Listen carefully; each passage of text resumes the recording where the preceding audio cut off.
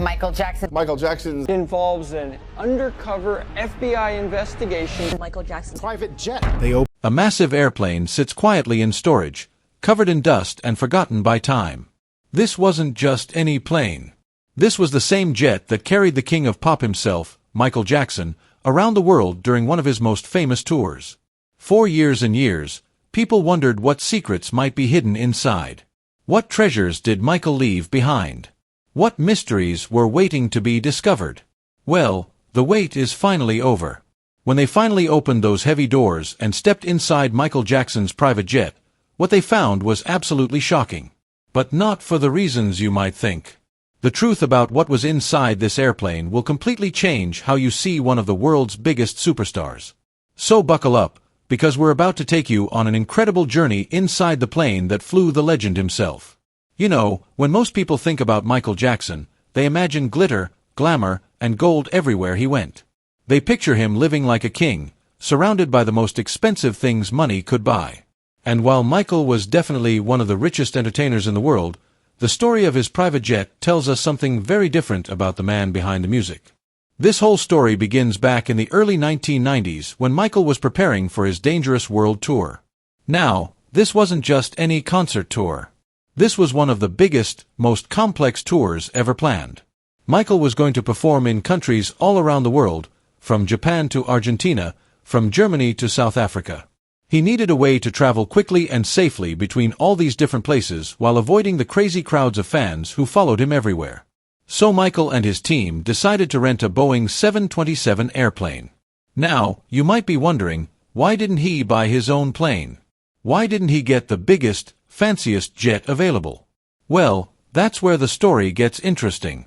Michael chose the Boeing 727 not because it was the most luxurious option, but because it was the most practical one. The Boeing 727 is what airplane experts call a narrow-body aircraft. It's about 150 feet long, which is pretty big, but not huge compared to some other planes. It can fly at speeds of about 570 miles per hour and travel roughly 2,500 miles without needing to stop for fuel. The really special thing about this plane is that it can land at smaller airports that bigger jets can't use. This was perfect for Michael because it meant he could fly directly to cities that other big stars couldn't reach easily. But here's what makes this story even more fascinating. Michael didn't want his plane to look special from the outside.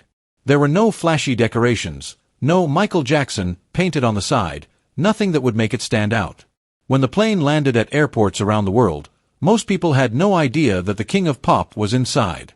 It looked like just another business jet. And that was exactly what Michael wanted. You see, by the early 1990s, Michael Jackson was probably the most famous person on the entire planet. Everywhere he went, thousands of fans would gather just to catch a glimpse of him. Newspaper reporters would follow his every move. Camera crews would camp outside his hotels. For Michael, privacy had become more precious than gold. The Boeing 727 became his escape. When he stepped onto that plane, he could finally disappear from the world, even if it was just for a few hours. The windows were tinted dark so nobody could see inside. The crew was specially trained to keep everything quiet and private. Even the airport workers didn't always know who was on board until after the plane had already taken off.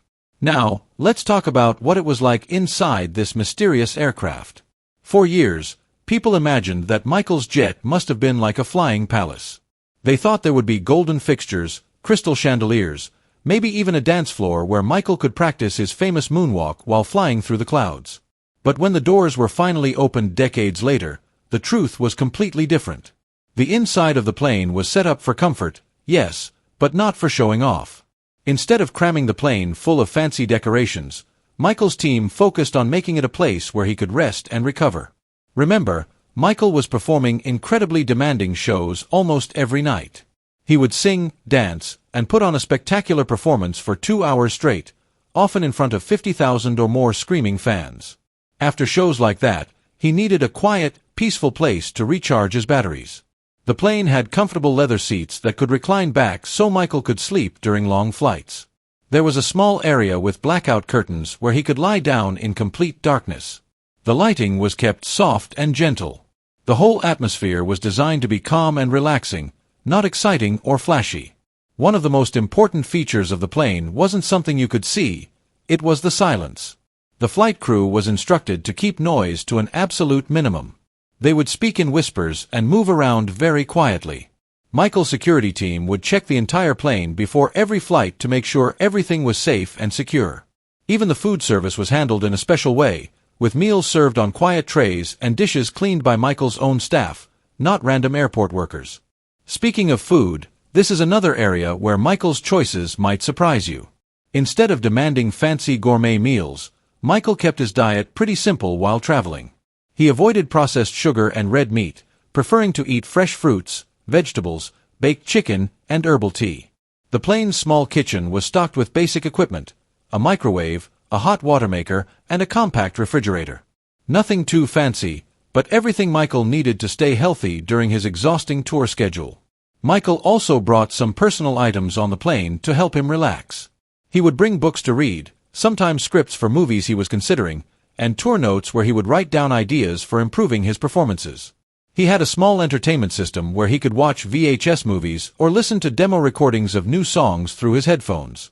But there was no big party atmosphere on the plane.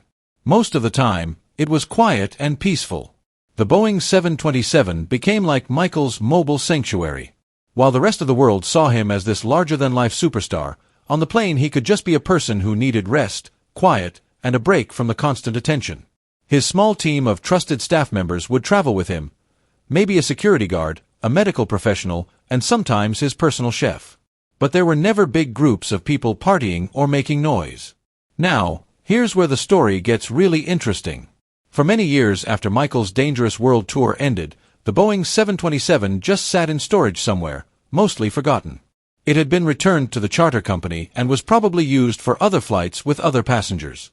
The special interior features that had been installed for Michael were removed, and it went back to being a regular business jet.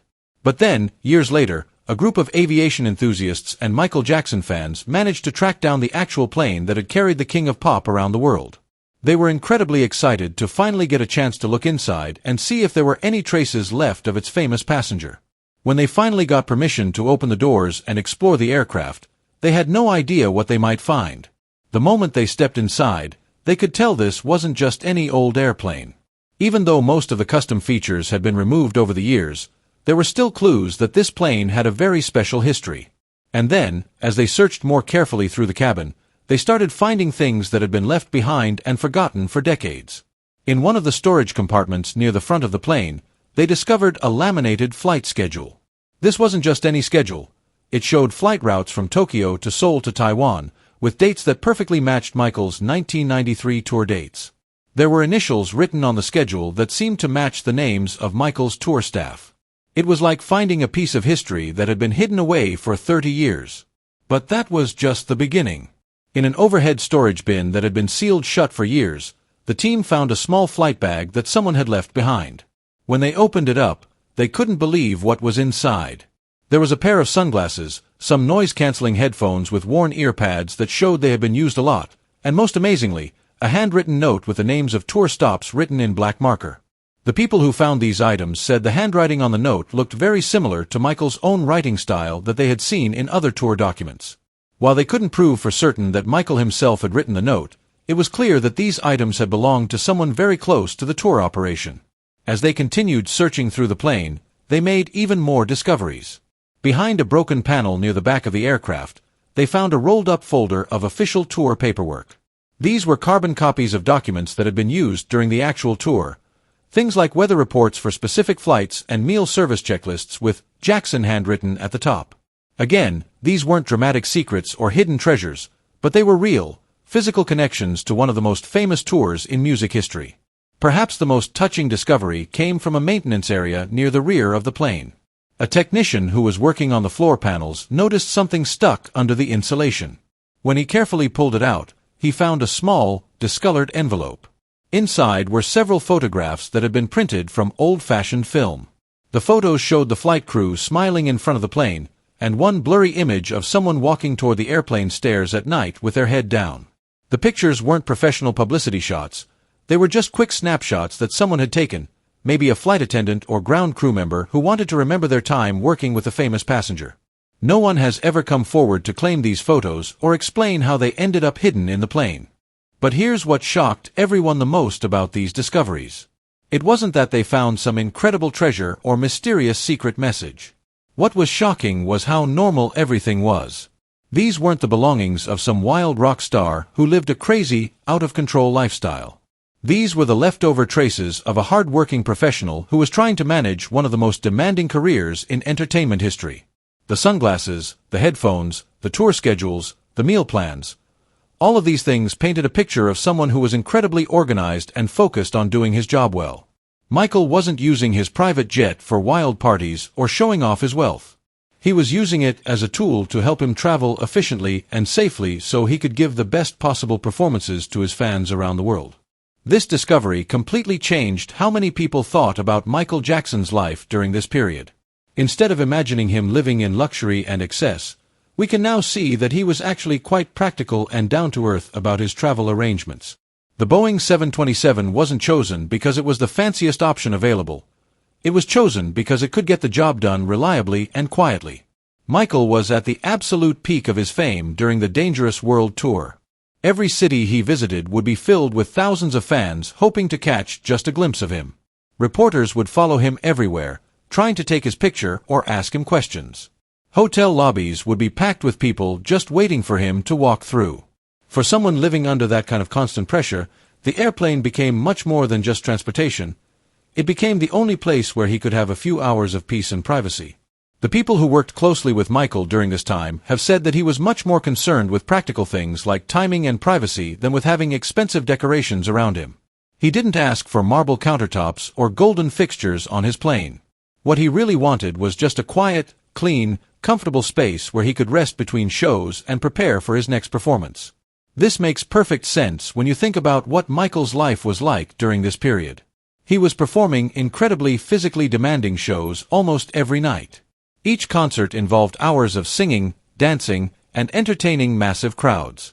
His famous dance moves required incredible athletic ability and stamina. After putting on a show like that, what Michael needed most wasn't more excitement, it was rest and recovery. The Boeing 727 also provided Michael with something that was becoming increasingly rare in his life: predictability. On the plane, he knew exactly who would be there with him. The same trusted flight crew, the same security personnel, the same small group of staff members who had been working with him for years. There were no surprises, no strangers, no unexpected situations that might cause stress or anxiety. This consistency was incredibly important to Michael, who didn't handle sudden changes or unfamiliar situations very well. By keeping the same people around him during flights, he could relax and focus on what was most important: preparing for his next show and taking care of his health. There were also serious safety reasons for keeping Michael's travel arrangements as low-key as possible. By the early 1990s, Michael was dealing with increasing legal problems and intense media scrutiny. Journalists would sometimes try to track his movements or intercept him at airports. Having a plane that looked ordinary and unmarked was much safer than flying in something flashy that would attract attention. The medical aspect of Michael's travel was also very important.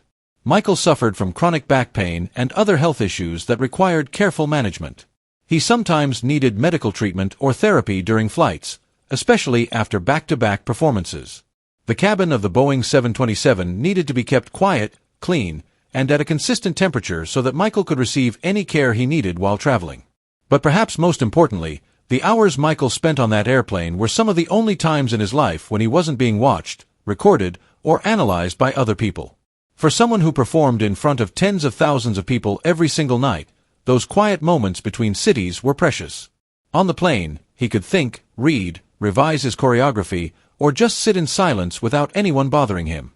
There were no cameras, no reporters asking questions, no fans screaming his name. It was what you might call structured stillness, a carefully planned period of calm in the middle of an incredibly hectic and demanding schedule. For someone whose life had almost no off switch, those hours on the Boeing 727 were essential for his mental and physical well-being. When you understand all of this context, the items that were found in the plane decades later become even more meaningful. They weren't the leftovers of some wild celebrity lifestyle. They were the traces of a hard-working artist who was trying to manage an almost impossible schedule while maintaining his health and sanity. The reaction from Michael Jackson fans around the world when these discoveries were announced was really interesting. Many fans said they felt relieved that there were no scandalous secrets or hidden controversies found on the plane. Instead, what emerged was a picture that matched what many of them already believed about Michael, that he was a dedicated professional who cared deeply about his craft and his fans. Online fan communities spent hours discussing the findings, with many people noting that the modest, practical setup of the jet matched what they knew about Michael's personality during this period of his life. Rather than being focused on luxury and showing off, he seemed to be focused on creating a safe, comfortable environment where he could do his best work. Aviation experts who commented on the story explained that the Boeing 727 was actually a very smart choice for a touring musician. Its size and configuration allowed for quick turnaround times at airports, which was essential for keeping to tight tour schedules.